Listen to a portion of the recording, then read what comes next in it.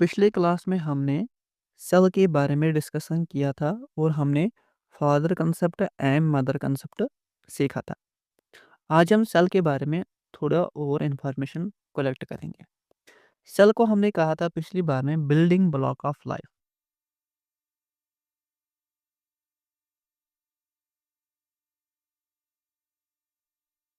No, जो cell है इसको हम टू टाइप्स में बांट सकते हैं। एक होता है प्रोकैरियोटिक सेल, दूसरा होता है यूकैरियोटिक सेल। जो प्रोकैरियोटिक सेल है ना, इसको हम कहते हैं प्रिमिटिव सेल। प्रिमिटिव सेल, देखिए, जो प्रोकैरियोटिक है ना, ये दो वर्ड से बना हुआ है।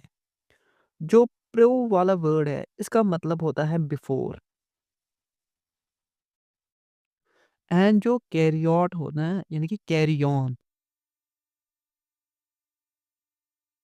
इसका मतलब होता है न्यूक्लियस। यानी कि इसका लिटरली मीनिंग हो गया बिफोर न्यूक्लियस। क्या हो गया? Before nucleus. उसको हम और रिफाइन करके बोल सकते हैं प्रिमिटिव सेल। इसी तरह जो यूकैरियोट्स में यू है ना, इसका मतलब होता है गुड, और we can say true. That is why eukaryotic cell is called true cell. ये इसकी वर्ड मीनिंग बनेगी। अब नाउ अब हम इसको और अच्छी तरीके से जानने की कोशिश करेंगे। लाइक प्रोकैरियोट्स में कुछ खुसूसियात होती हैं और यूकैरियोट्स में कुछ अलग तरह की इंफॉर्मेशन होती है, या हम कहेंगे खुसूसियात होती है। जैसे कि जो प्रोकैरियोट्स में न्यूक्लियस है ना, वो अंडर डेवलप्ड होता है, क्योंकि मैंने आपको अभी बताया बिफोर न्यूक्लियस। अभी न्यूक्लियस पूरा नहीं बना है इनमें।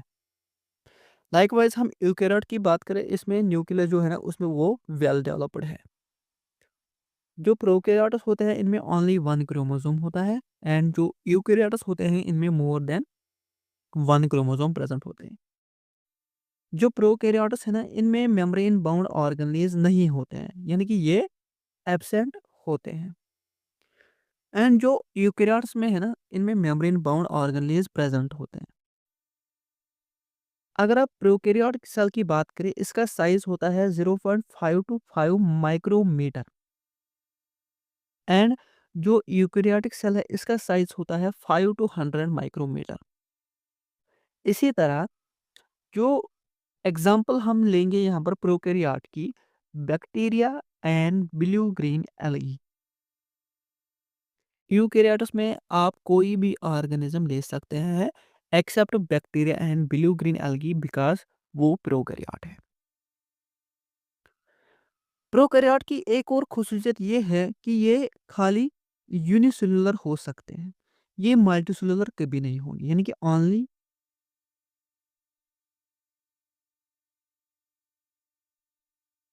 Unicellular organisms. एंड जो यूकैरियोट होता है ना, इसमें both unicellular plus multicellular organisms present है। हम आगे देखने वाले हैं एग्जांपल्स। नाउ अब हम सेल को किस और एंगल से पढ़ सकते हैं। लाइक यूकैरियोटिक सेल जो है ना,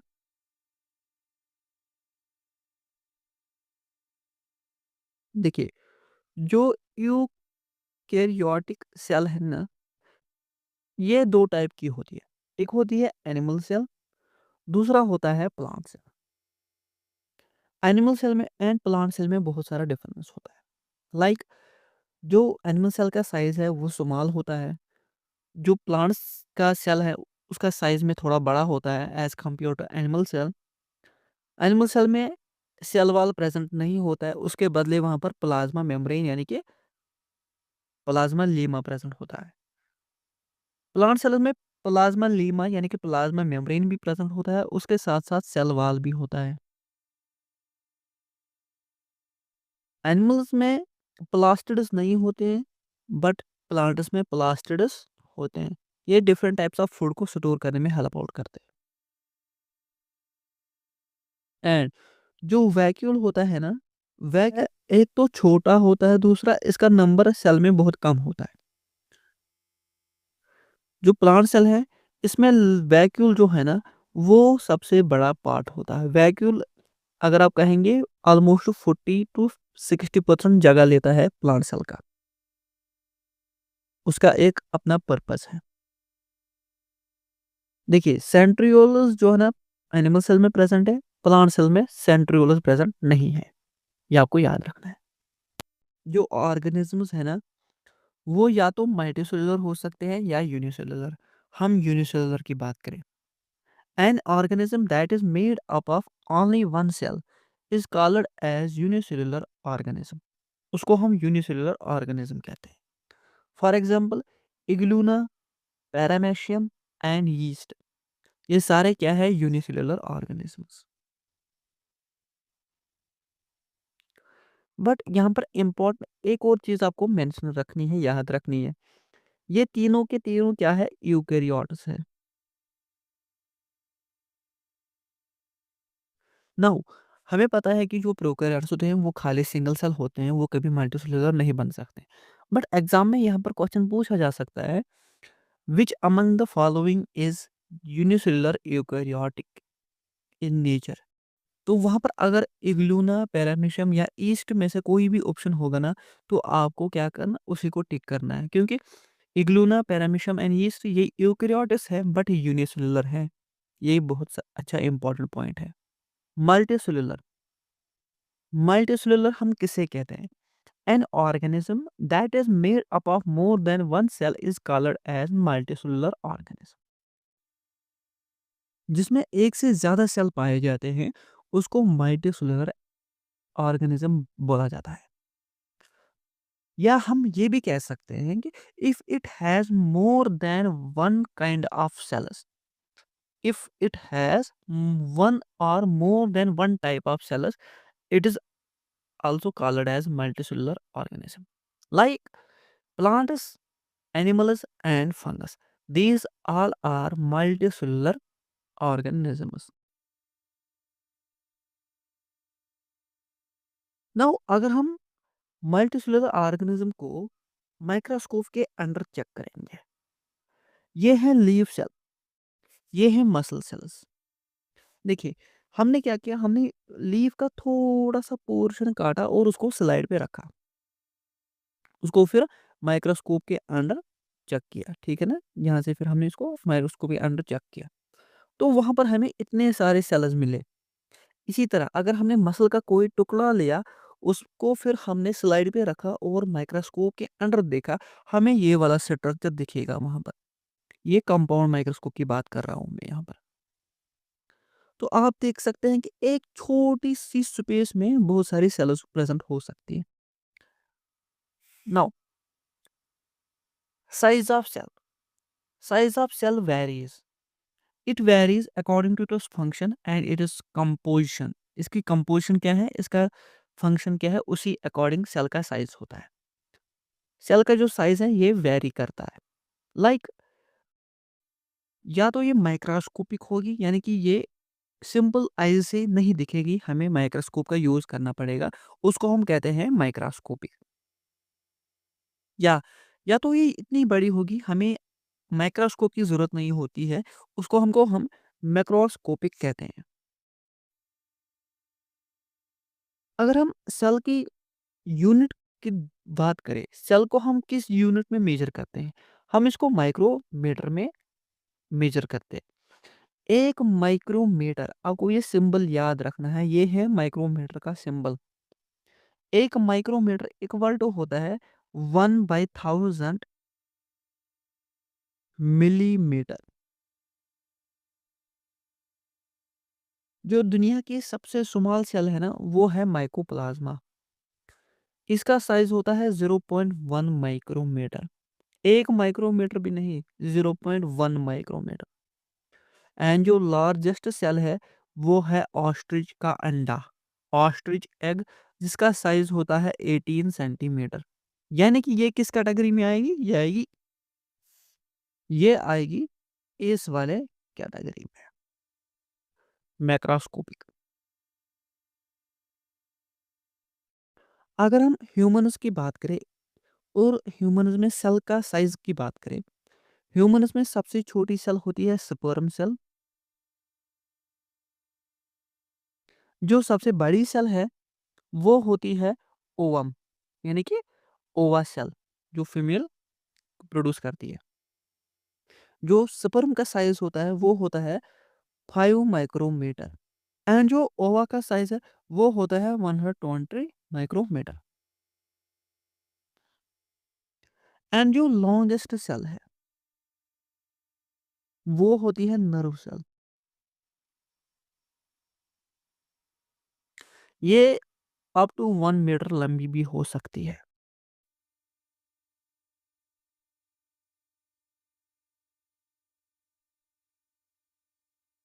शेप ऑफ सेल, सेल का शेप कैसा होना चाहिए? सेल का शेप भी वेरी करता है, बट ये किस पे डिपेंड होता है? Function of cell. सेल कौन सा फंक्शन कर रही है उसी अकॉर्डिंग उसकी शेप होगी। अगर हम कुछ सेल्स की बात करें लाइक इग्लूना एंड एम्यूबा सेल की बात करें, वो अपना जो शेप है ना वो चेंज कर सकते हैं, बट जो मोस्ट ऑफ द सेल्स है ना उनका शेप फिक्स्ड होता है। क्या होता है? फिक्स्ड होता है। अगर मैं अब आरबीसी की बात करूं, यानी कि रेड ब्लड सेल, इसका शेप होता है ना वो बाइकनकेव होता है, इस तरह का होता है। क्यों होता है बाइकनकेव? क्योंकि इसको छोटी छोटी कैपिलरीज में क्या करना होता है, पास ऑन होता है। दैट्स वाई इसका शेप ना बाइकनकेव होता है। इसी तरह जो हमारा न्यूरॉन सेल है या हम कहेंगे नर्व सेल है, उसका जो स्ट्रक्चर होता है ना, एक तरफ क्या होता है, डेंड्राइटिस होता है, दूसरी तरफ होती है सेल बॉडी। जैसे कि ये हमारा सेल बॉडी है एंड ये हमारा डेंड्राइटिस है। तो ये सेल का स्ट्रक्चर होता है, इतनी बड़ी सेल हो सकती है, उसका शेप में वेरी हो सकता है। एंड सबसे इम्पोर्टेंट बात वो ये है कि हमारी आरबीसी, जो हमारी आरबीसी है, ये शेप को चेंज कर सकती है। क्यों चेंज करेगी? इसको क्या ज़रूरत पड़ी? Why it changes its shape? Because of it engulfs microorganisms. अगर आप मान लो ये एक माइक्रो ऑर्गेनिज़्म है, यहाँ पर व्हाइट ब्लड सेल है डब्ल्यूबीसी। इस डब्ल्यूबीसी को ये एनगल्फ करना है। उस वक़्त ये क्या काम करेगी? ये अपना जो शेप है ना, वो चेंज करेगी। Like this is harmful bacteria और microorganism we can say. जो हमारे आरबीसी सॉरी डब्ल्यूबीसी है वो इस तरह अपनी शेप चेंज करेगी, इसको अपने अंदर एनगल्फ करेगी। फिर ये यहाँ जाके ना इस तरह बन जाएगी और ये जो हार्मफुल पार्टिकल है ना इस तरह, या हम कहेंगे माइक्रो ऑर्गेनिज्म है, इसको हाइड्रोलिटिक एंजाइम से डिग्रेड किया जाता है, यानी कि इसको मारा जाता है। फिर उस वक्त आप देख सकते हैं जो हमारी यहाँ पर क्या है, डब्ल्यूबीसी इसने शेप थोड़ा चेंज किया है।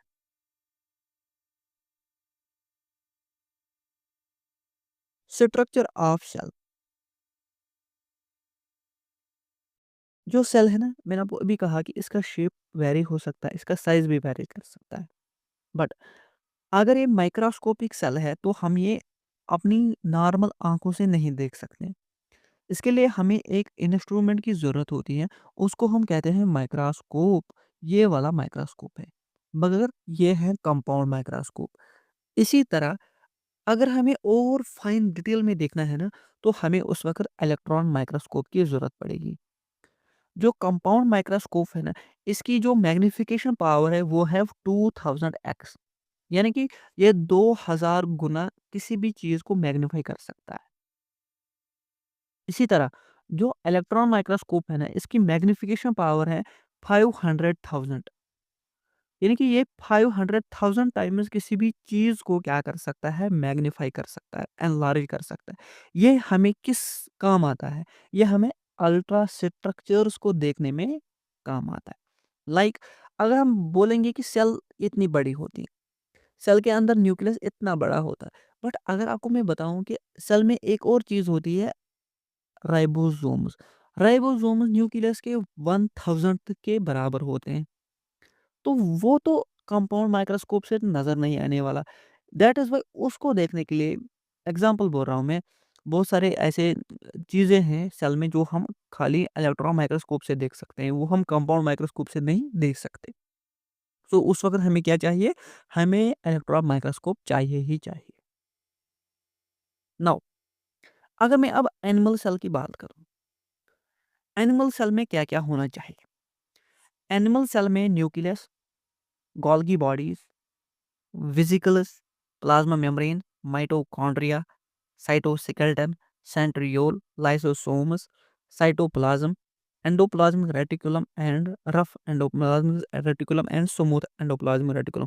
एक्चुअली में ये दोनों एक ही पार्ट होता है, वो होता है ईआर यानी कि एंडोप्लाज्मिक रेटिकुलम। फिर उसके टाइप्स होते हैं, अगर इस पे अटैच्ड होते हैं राइबोसोम, फिर ये बनेगा रफ एंडोप्लाज्मिक रेटिकुलम। अगर इसमें राइबोसोम्स अटैच नहीं है तो ये क्या बनेगा? Smooth endoplasmic reticulum. नाउ हम एक-एक चीज़ को बारीकी से देखने वाले हैं। Now bacterial cell. Bacterial cell क्या कौन-सी सेल है? ये है सर प्रोकैरियोटिक सेल। आप मुझे बताओ बैक्टीरिया में न्यूक्लियस होगा कि नहीं? बैक्टीरिया में न्यूक्लियस नहीं होता है, इसमें होता है न्यूक्लियोइड। यानी कि इसमें न्यूक्लियस जैसा स्ट्रक्चर नहीं होता है, इसमें प्रिमिटिव न्यूक्लियस जैसा स्ट्रक्चर होता है। जैसे कि बैक्टीरिया सेल में क्या-क्या होता है, कैप्सूल होता है, ये ऊपर से कवरिंग होती है, इसको बाहर से सेल वॉल के भी ऊपर-बाहर, ताकि ये प्रोटेक्ट कर सके इसको हार्श एनवायरनमेंट में। सेल वॉल होता है, प्लाज्मा मेम्ब्रेन होता है, साइटोप्लाज्म होता है, फ्लैगेलम होता है। ये इसको इस तरह है ना ये वाला, इसको कहते हैं फ्लैगेलम। क्यों कहते हैं इसको फ्लैगेलम? क्योंकि ये इसको हेल्प आउट करता है मूवमेंट में, ये इसको लोकोमोशन में हेल्प आउट करता है। फूड ग्रैन्युल्स होते हैं, प्लाज्मिड होता है, प्लाज्मिड में डीएनए होता है, राइबोसोम्स होते हैं एंड न्यूक्लियोइड। न्यूक्लियोइड में क्या होते हैं? न्यूक्लियोइड में होता है इसका डीएनए, ठीक है ना? यानी कि वो पूरी तरह प्रोटेक्ट नहीं है, बट समहाउ इसने एक मैकेनिज्म बनाया है कि ये इसको क्या करेगा? प्रोटेक्ट करेगा, उसको हम कहते हैं न्यूक्लियोइड। न्यूक्लियोइड के ऊपर मेम्ब्रेन नहीं होता है। अगर इसके ऊपर मेम्ब्रेन होता तो ये इसको हम न्यूक्लियस कहते हैं, बट इसके ऊपर मेम्ब्रेन नहीं होता है, दैट इज़ व्हाई हम इसको क्या कहते हैं? न्यूक्लियोइड। एंड इसके अलावा एक और स्ट्रक्चर होता है, उसको हम बोलते हैं पिल्लाई। पिल्लाई किस काम आता है? ये कंजुगेशन में काम आता है। ये आपस में इनको जोड़ने में काम आता है, यानी कि जब ये एक दूसरे के साथ डीएनए मटेरियल को क्या करते हैं? शेयर करते हैं, 2 बैक्टीरिया।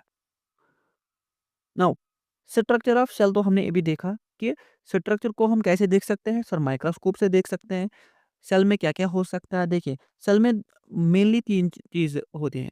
एक होता है प्लाज्मा मेम्ब्रेन, न्यूक्लियस होता है साइटोप्लाज़्म। प्लाज्मा मेम्ब्रेन किसको हम कहते हैं? जो बाहर लगी होती है दीवार, इस तरह फॉस्फोलिपिड्स की बनी हुई होती है। लिपिड बाइलेयर हम इसी को बोलते हैं।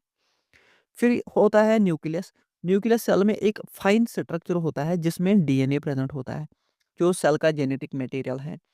इसके अलावा साइटोप्लाज़्म होता है जो सैप लाइक विस्कस फ्लूइड होता है, उसमें बहुत सारे ऑर्गेनेल्स डूबे हुए होते हैं, यानी कि उसमें एम्बेडेड होते हैं क्या? ऑर्गेनेल्स। और जो सेल का साइटोप्लाज्म है ना, और इसको हम कभी-कभी साइटोसॉल भी बोलते हैं। क्या बोलते हैं? साइटोसॉल भी। यानी कि साइटोप्लाज्म है ना, इसमें 2 चीज़ें होंगी, या एक तो साइटोसॉल होगी, दूसरा होगा सेल ऑर्गेनेल्स। आप ऐसा मान के चलिए। सेल ऑर्गेनेल्स तो हमें पता है कौन-कौन हो सकता है। नाउ हम उनको वन बाय वन देखने वाले हैं। पहला मेन गेट यानी कि प्लाज्मा मेम्ब्रेन। प्लाज्मा मेम्ब्रेन क्या है? Plasma membrane outer covering of animal cell है। मैं यहाँ पर प्लांट सेल की बात नहीं कर रहा हूँ, मैं एनिमल सेल की बात कर रहा हूँ। प्लाज्मा मेम्ब्रेन किसकी आउटर कवरिंग है? एनिमल सेल की। Extremely delight thin elastic living and semi permeable membrane. ये खाली सेमी परमिएबल नहीं है, ये सिलेक्टिवली परमिएबल है।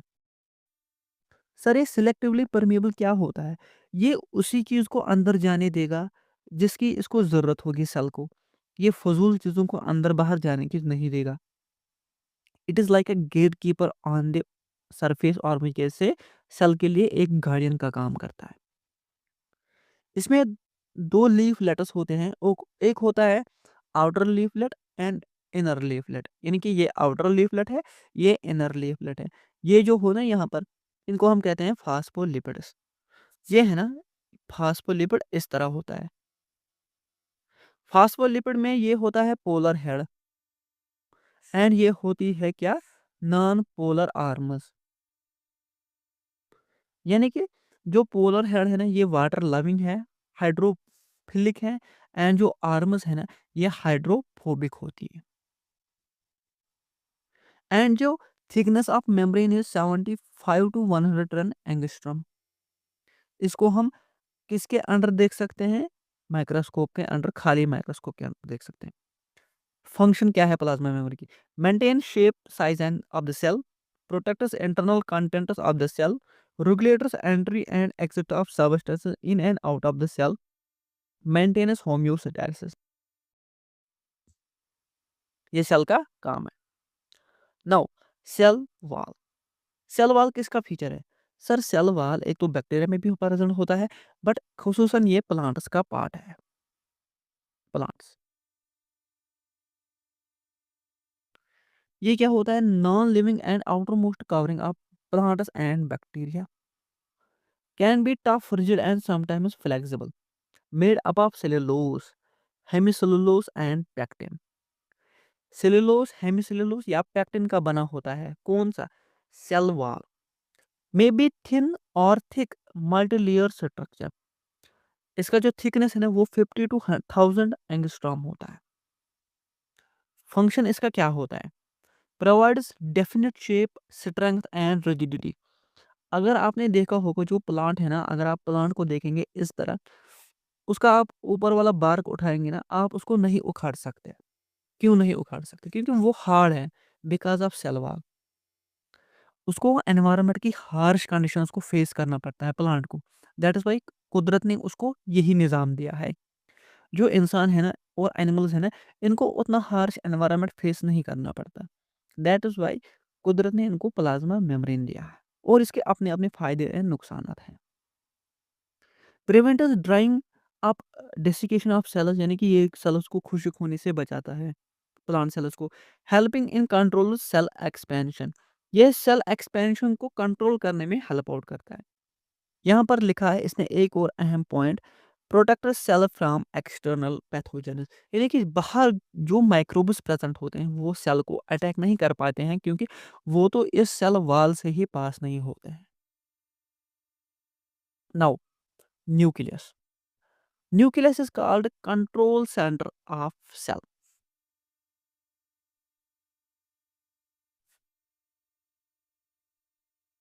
Control centre. न्यूक्लियस में क्या होता है? न्यूक्लियस में होता है हमारा डीएनए। सर ये डीएनए क्या होता है? डीएनए होता है जेनेटिक मटेरियल।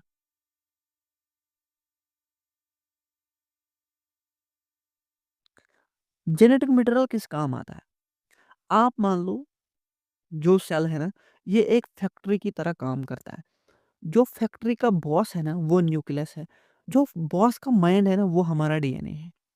जो ये डीएनए है या हम जेनेटिक मटेरियल की बात करें, यही कंट्रोल करता है सेल को कि आपको कौन सा काम करना है, what you have to do and in which way you have to do, and आपको किस तरीके से करना है, ये सेल को कौन बताता है?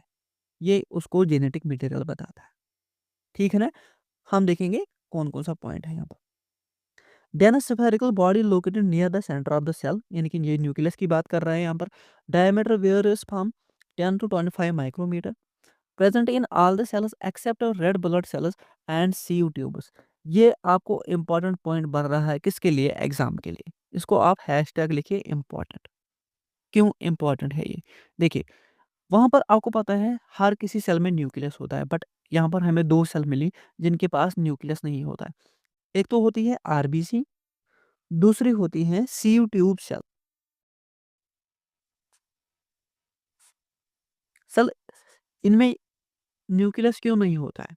देखिए, आरबीसी का काम होता है ऑक्सीजन को ट्रांसपोर्ट करना from lungs to tissues in order to incorporate more HB human globin. इसका न्यूक्लियस नहीं होता है, इसको न्यूक्लियस कम किया जाता है। ये फंक्शनल अभी कवर किए हैं, इसमें क्या क्या होता है? हेरिडिटी मटेरियल होता है, from one generation to next generation वो पास ऑन करना पड़ता है। Now cytoplasm. साइटोप्लाज्म क्या होता है? जेली लाइक मटेरियल जिसमें 80% वाटर होता है। देखिए, ये साइटोप्लाज़्म है ना, ये आपको याद रखना है, ये खाली मीडियम का काम करता है। ये मीडियम का काम कर रहा है, ये सेल को मीडियम प्रोवाइड करता है ताकि ये डिफरेंट टाइप्स ऑफ एक्टिविटी कर सके। ठीक है ना? इसमें एक तो होता है साइटोसोल, दूसरा होता है इसमें प्लस यहाँ पर क्या होता है सेल ऑर्गेनेल्स। इसी में एम्बेडेड होते हैं साइटोप्लाज्म में। Now endoplasmic reticulum ER. Endoplasmic reticulum है ना, ये बहुत ही इंपॉर्टेंट स्ट्रक्चर ऑफ सेल है। मैं आपको बेसिक क्रैकर्स बनाऊंगा इसका। आप मान लो ये हमारा न्यूक्लियस है, इसके बगल में ही क्या होता है एंडोप्लाज्मिक रेटिक्यूलम में। एंडोप्लाज्मिक रेटिकुलम का काम होता है, एक तो इसका प्रोटीन सिंथेसिस होता है, दूसरा होता है लिपिड बायोसिंथेसिस। देखिए, अगर इस पे यहाँ पर राइबोसोम्स अटैच थे, राइबोसोम्स क्या है वो हम आगे देखने वाले हैं। अगर इस पे राइबोसोम्स अटैच है ना, तो इसको हम बोलते हैं रफ एंडोप्लाज्मिक रेटिक्यूलम। उस वक्त ये खाली प्रोटीन्स बनाएगा। अगर इसको राइबोसोम्स अटैच नहीं है, इसको हम बोलते हैं स्मूथ एंडोप्लाज्मिक रेटिक्यूलम। तो उस वक़्त इसका काम होता है लिपिड बायोसिंथेसिस, ये आपको याद रखना है। एंड जो इसकी फंक्शन है ना, ये इंटरनल सपोर्ट करता है, एक तो सेल को कि इसको साइटोस्केलेटन में हेल्प आउट करता है। दूसरा ये प्रोटीन बनाने में हेल्प आउट करता है। ये लिपिड बायोसिंथेसिस में हेल्प आउट करता है। ये detoxification of drugs and poisons को हेल्प आउट करता है। सबसे इम्पोर्टेंट काम होता है ये मसल कंट्रैक्शन में हेल्प आउट करता है। सर मसल कंट्रैक्शन में कैसे हेल्प आउट करता है? क्योंकि इसमें कैल्शियम स्टोर होता है।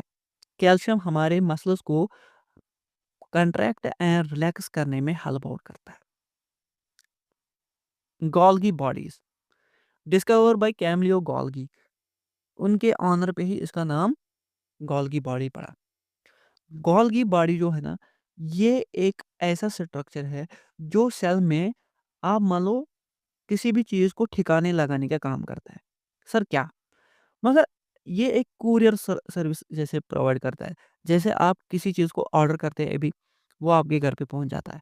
इसी तरह सेल क्या काम करते हैं, ये न्यूक्लियस से क्या करते हैं डीएनए को एक्सप्रेस करवाती है। वहाँ से एमआरएनए बन गया। जब एमआरएनए से प्रोटीन बन गया, प्रोटीन को अब किसी जगह तो भेजना है ना, वो कहीं पर तो ज़रूरत है ना, वो कहीं पर यूटिलाइज़ तो होगा ना।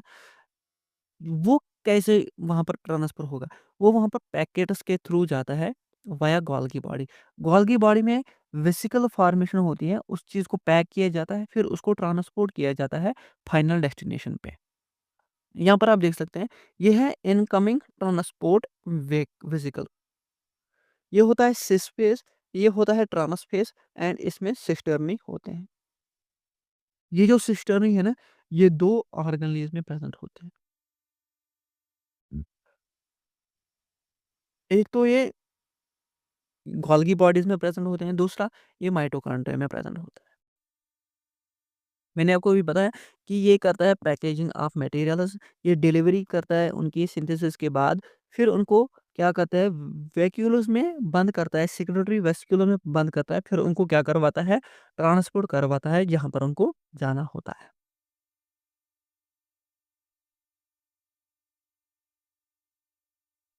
नाउ लाइसोसोम्स, लाइसोसोम्स को हम कहते हैं सुसाइडल बैग्स ऑफ सेल।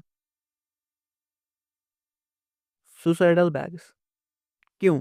क्योंकि इसमें होते हैं हाइड्रोलिटिक एंजाइम्स।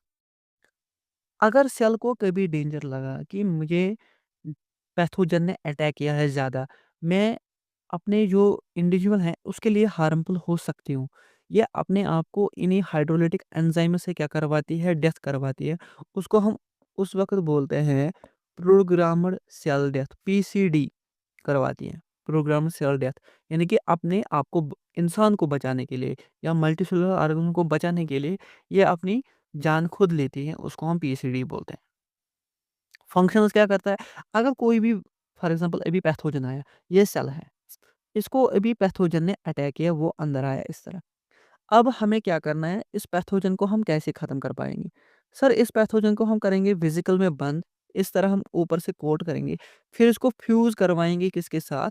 लाइसोसोम के साथ। जब हम इसको ऑटोफैगोसोम बनाएँगे, ऑटोफैगोलाइसोसोम बनाएँगे तो ये खत्म हो जाएगा, बैक्टीरिया, वायरसेस सब खत्म हो जाएँगे। यानी कि ये degradation of viruses and bacteria करता है and degradation of worn out organelles. अगर ऑर्गेनेल ऑर्गेनली नकारा हो गया, तो उस वक़्त क्या हो जाएगा, ये खुद उस ऑर्गेनली को क्या करेगी, खत्म करेगी सेल, उसको उस वक़्त कहते हैं ऑटोफैजी।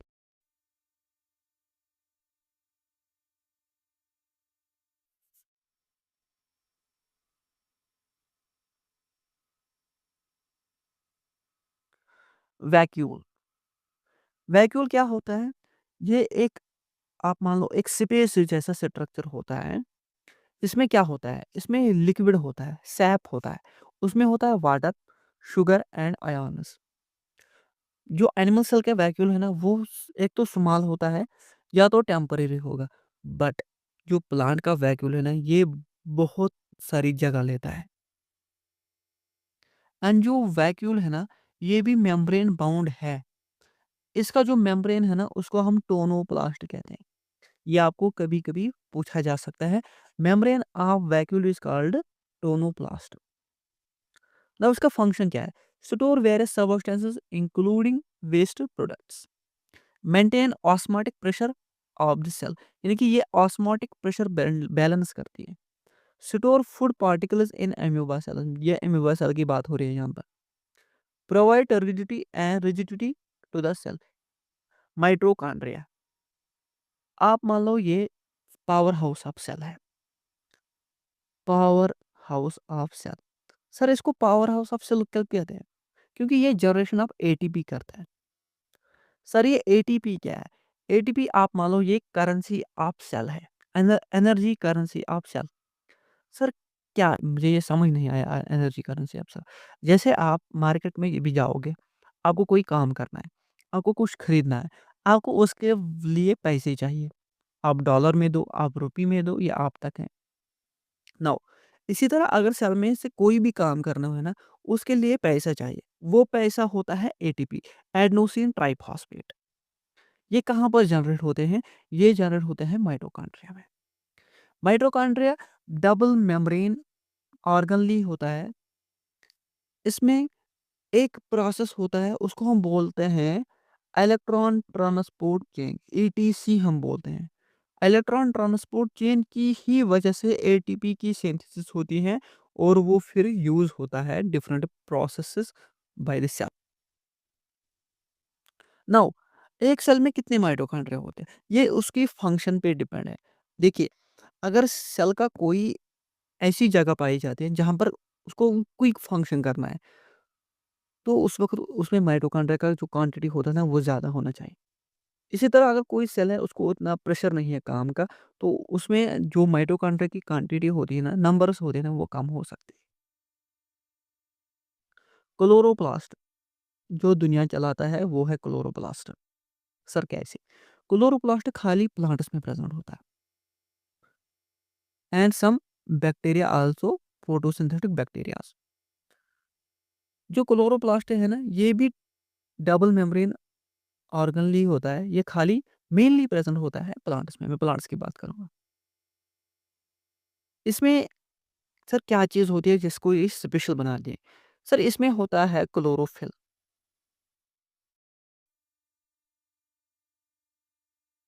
सर एक क्लोरोफिल क्या है? सर क्लोरोफिल एक ऐसा सब्सटेंस है जो सन से आई हुई रेज़ को ट्रैप करता है। जब सन से लाइट आती है, वो ट्रैप होती है हमारे क्लोरोफिल में। क्लोरोफिल उसको क्या काम करवाता है? फोटोसिंथेसिस करवाता है। सर ये फोटोसिंथेसिस क्या होती है? Production of food in the presence of sunlight is called photosynthesis. Photo जो मतलब होता है, वो होता है लाइट। सिंथेसिस का मतलब होता है टू मेक, यानी कि लाइट के प्रेजेंस में फूड बनाना, उसको हम कहते हैं फोटोसिंथेसिस।